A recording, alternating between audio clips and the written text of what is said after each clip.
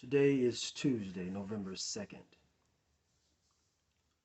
On Sunday, October 31st, a 16-year-old child was shot and killed by a 19-year-old child at a park not far from my family home where I grew up, where I would take my oldest son to shoot hoops.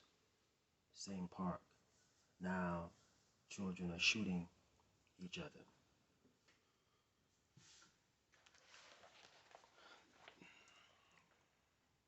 What's going on is difficult to explain. There's so much that's going on.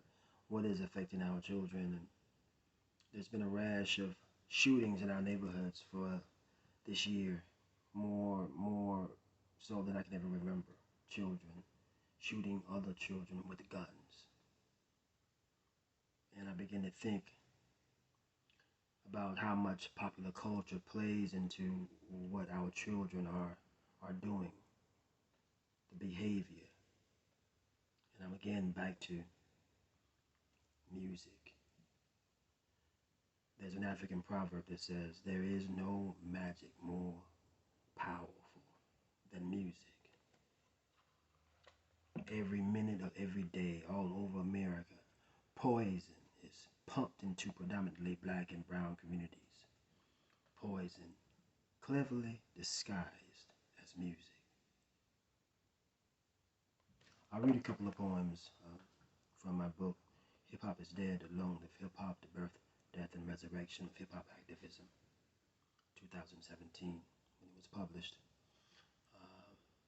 I've been on this crusade for quite a while. There's not many of us, but there are a few dedicated individuals across the country who are on this crusade and to try to address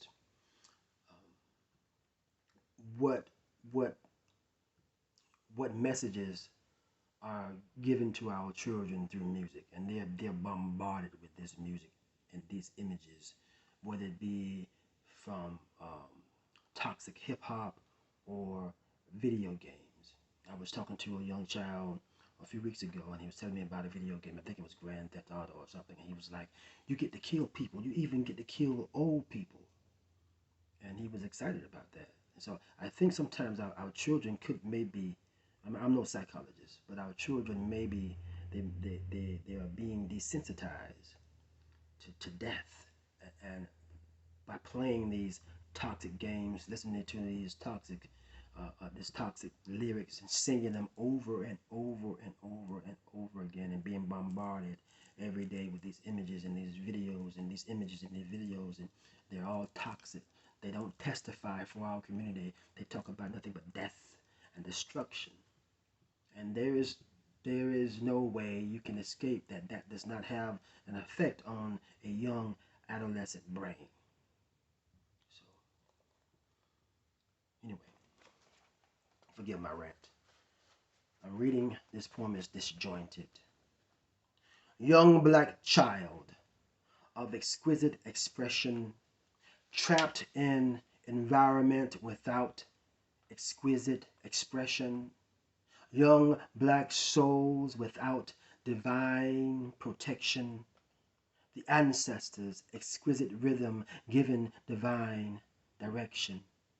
Lost child without the exquisite vibrations of the village drum beating truth. Young black misguided youth, seeking, finding some other alien, disjointed rhythm, far less exquisite.